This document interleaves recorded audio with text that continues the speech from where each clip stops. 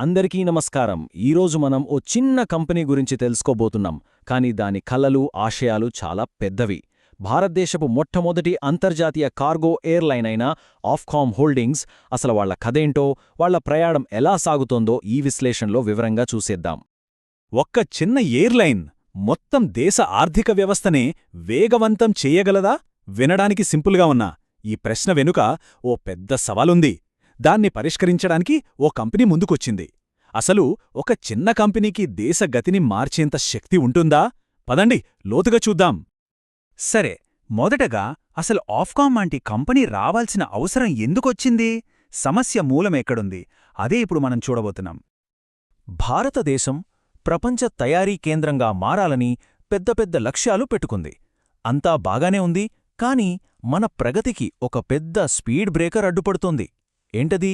అదే మన దేశంలో సరైన ఎయిర్ కార్గో సౌకర్యాలు లేకపోవడం. ఇప్పుడు నేను చెప్పబోయే నెంబర్ వింటే ఆశ్చర్యపోతారు. 10 కంటే తక్కువ. అవును, మొత్తం భారతదేశంలో సరుకు రవాణా కోసమే ప్రత్యేకంగా పనిచేస్తున్న విమానాలు 10 కన్నా తక్కువట. మరి ఎలక్ట్రానిక్స్, బట్టలు లాంటి విలువైన వస్తువుల్ని వేగంగా ఎలా ఎగుమతి చేస్తాం? ఇది చాలా పెద్ద సమస్య కదా. సరే, సమస్య గురించి మాట్లాడుకున్నాం గదా. ఇప్పుడు ఆ సమస్యను పరిష్కరించడానికి ముందుకొచ్చిన హీరోన్ని పరిచయం చేసుకుందాం. ఈ భారీ లోటును పూరించడానికొచ్చిన కంపెనీనే ఆఫ్కామ్. ఈ కంపెనీ వ్యవస్థాపకుడిని పేరుతో కన్నా ముందు ఈ ఒక్క మాటతో పరిచయం చెయ్యాలి: ఒక నిజమైన నిర్మాణ శిల్పి అని. ఎందుకంటే విమానయానం లాంటి చాలా క్లిష్టమైన పరిశ్రమలో ఆయనకున్న అనుభవం, పనిపట్ల ఆయనకున్న శ్రద్ధ అంతా ఈ ఒక్క మాటలోనే తెలుస్తోంది. ఆ మాటల వెనుక ఉన్న వ్యక్తి మరెవరో కాదు, కెప్టెన్ దీపక్ పరశురామన్. ఈ రంగంలో ఆయనకు ఎంత లోతైన అనుభవం ఉందో చూడండి. అంతేకాదు, కంపెనీలో ఏకంగా 42.7% వాటా ఆయనదే. అంటే కంపెనీ భవిష్యత్తుతో ఆయన ఎంతలా ముడిపడి ఉన్నారో అర్థం చేసుకోవచ్చు. ఎంఎస్ఎంఈ అంటే సూక్ష్మ, చిన్న, మధ్యతరహా పరిశ్రమ. వినడానికి సింపుల్గా ఉన్న విమానయాన రంగంలో ఇది చాలా పెద్ద విషయం. ఎందుకంటే వేల కోట్లు పెట్టుబడి పెట్టే పెద్ద పెద్ద కంపెనీలు ఉండే ఈ ఫీల్డ్లో ఆఫ్కామ్ లాంటి ఒక చిన్న కంపెనీ రావడమనేది మామూలు విషయం కాదు. అందుకే ఇదొక విప్లవం లాంటిది. ఓకే, కంపెనీ గురించి తెలిసింది, దాని వెనకున్న వ్యక్తి గురించి తెలిసింది.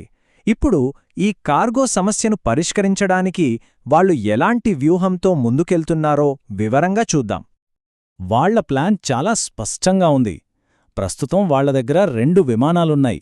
తర్వాత దశలో పెద్దవైన బోయింగ్ 777 విమానాల్ని చేర్చబోతున్నారు.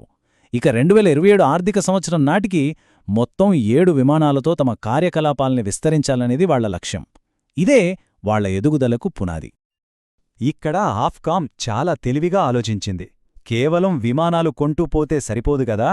అందుకే ప్రపంచవ్యాప్తంగా తమ సేవల్ని విస్తరించడానికి వ్యూహాత్మక భాగస్వామ్యాలు కుదుర్చుకున్నారు. చూడండి, వియట్జెట్, ఫ్లై దుబాయ్ లాంటి పెద్ద ఎయిర్లైన్స్తో ఒప్పందాలు చేసుకున్నారు. దీనివల్ల వాళ్ల నెట్వర్క్ని వాడుకోవచ్చు. అంతేకాదు, ఐఏటిఏలో సభ్యత్వం తీసుకోవడం ద్వారా తమ కార్యకలాపాల్ని అంతర్జాతీయ ప్రమాణాలకనుగుణంగా మార్చుకుంటున్నారు. సరే, ఇదంతా బాగుంది. కాని ఇన్వెస్టర్లకు, విశ్లేషకులకు ఈ కంపెనీ ఎందుకు అంత ఆసక్తికరంగా కనిపిస్తోంది? దాని వెనుక ఓ ముఖ్యమైన ఆర్థిక సూత్రముంది. అదే మల్టీబ్యాగర్ అయ్యే అవకాశం. ఆ సూత్రమే ఆపరేటింగ్ లెవరేజ్. సింపుల్గా చెప్పాలంటే, అమ్మకాలు కొద్దిగా పెరిగినా కూడా లాభాలు మాత్రం భారీగా పెరగడమన్నమాట.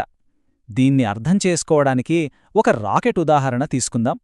రాకెట్ను ప్రయోగించడానికి మొదట్లో అచ్చమైన ఇంధనం అంటే ఖర్చవుతుంది. కాని ఒక్కసారి అది కక్షలోకి చేరిందంటే చిన్న పుష్తోనే చాలా దూరం, చాలా వేగంగా వెళుతుంది. ఇక్కడ కూడా అంతే. ఈ ఆపరేటింగ్ లెవరేజ్ ఆచరణలో ఎలా పనిచేస్తుందో ఈ చార్ట్ చూస్తే మనకు స్పష్టంగా అర్థమవుతుంది. 2023 ఆర్థిక సంవత్సరంలో లాభం 14 కోట్లు ఉంటే 2026 నాటికి అది ఏకంగా 75 కోట్లకు పెరుగుతుందని అంచనా. అంటే దాదాపు 5 రెట్ల పెరుగుదల. విమానాల సంఖ్య పెరిగే కొద్దీ లాభాలు ఎంత వేగంగా పెరుగుతాయో చూడండి. ఇవన్నీ కేవలం అంచనాలేనా అని అనుకోవచ్చు. కాని ఇప్పటికే ఫలితాలు కనిపించడం మొదలైంది.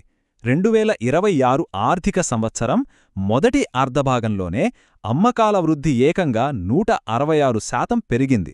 సో ఈ మోడల్ పనిచేస్తోందనడానికి ఇది ఒక బలమైన సంకేతం.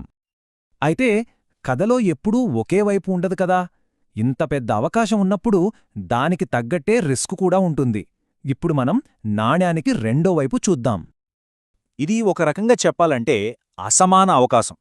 ఒకవైపు చూస్తే విమానాలు పెరిగే కొద్దీ ఆదాయం విపరీతంగా పెరిగే అవకాశముంది, భాగస్వామ్యాల వల్ల ప్రపంచవ్యాప్తంగా నెట్వర్క్ ఉంది, అమ్మకాల వృద్ధి కూడా ఇప్పటికే కనిపిస్తోంది. కాని మరోవైపు చూస్తే ఇది చాలా ఎక్కువ పెట్టుబడి అవసరమైన రంగం. ఇంధన ధరలు పెరిగితే చాలా ప్రభావం పడుతుంది. గతంలో నగదు ప్రవాహం కూడా నెగటివ్గా ఉంది. ఇంత పెద్ద విస్తరణ ప్రణాళికను అనుకున్నది అనుకున్నట్టు అమలు చేయడం కూడా ఒక పెద్ద సవాలే. ఇక్కడ ఈ నంబర్ చూడండి, 248. ఇదేంటి అనుకుంటున్నారా? ఇదే ఆఫ్కామ్ యొక్క వర్కింగ్ క్యాపిటల్ రోజులు. ఇది వాళ్ల ముందున్న ఒక ముఖ్యమైన ఆర్థిక సవాలు. దీనర్థం చాలా సింపుల్. వాళ్లు ఒక పనికోసం డబ్బు ఖర్చు చేశాక ఆ డబ్బు తిరిగి వాళ్ల చేతికి రావడానికి దాదాపు 248 రోజులు పడుతోంది. ఇది చాలా ఎక్కువ సమయం. మరి ఈ సమయాన్ని వాళ్లు తగ్గించగలరా? ఇది చాలా కీలకమైన ప్రశ్న. అయితే IATA సభ్యత్వం వల్ల ఈ ప్రక్రియ కొంచెం వేగవంతమవుతుందని ఆశిస్తున్నారు. సరే, లాభాలు, నష్టాలు, అవకాశాలు, సవాళ్లు అన్నీ చూశాం కదా. ఇప్పుడు అన్నింటినీ కలిపి ఒక తుది అంచనాకు వద్దాం. విశ్లేషకులు ఈ కంపెనీ గురించి ఏమంటున్నారంటే, భవిష్యత్తులో 20 నుంచి 30 రెట్లు పెరిగే సత్తా ఉన్న ఒక MSME కంపెనీ అని. వాళ్లు తమ ప్లాన్ని సరిగ్గా అమలు చేస్తే ఎంత పెద్ద విజయం సాధించవచ్చో ఈ ఒక్క వాక్యం చెబుతోంది. సో మొత్తం మీద మనం నమ్మాల్సిన కీలక అంశాలేంటంటే, 1. ఇది భారతదేశపు మొట్టమొదటి MSME కార్గో ఎయిర్లైన్. అంటే ఈ విభాగంలో వీళ్లే నాయకులు. 2. భారతదేశ ఎగుమతులు పెరుగుతున్న కొద్దీ వీళ్ల వ్యాపారం కూడా పెరుగుతుంది. 3. ప్రస్తుత కంపెనీ విలువ చూస్తే ఇంకా పెరిగేందుకు ఆస్కారం కనిపిస్తుంది. మొత్తానికి ఇదొక హై రిస్క్ హై రివార్డ్ కథ. చివరగా ఒక్క ప్రశ్న. ఈ చిన్న కంపెనీ రేపు ఆకాశంలో మరో బ్లూ డార్ట్ లాగా ఎదగగలదా? ఈ ఆలోచనతో ఈ విశ్లేషణను ముగిద్దాం.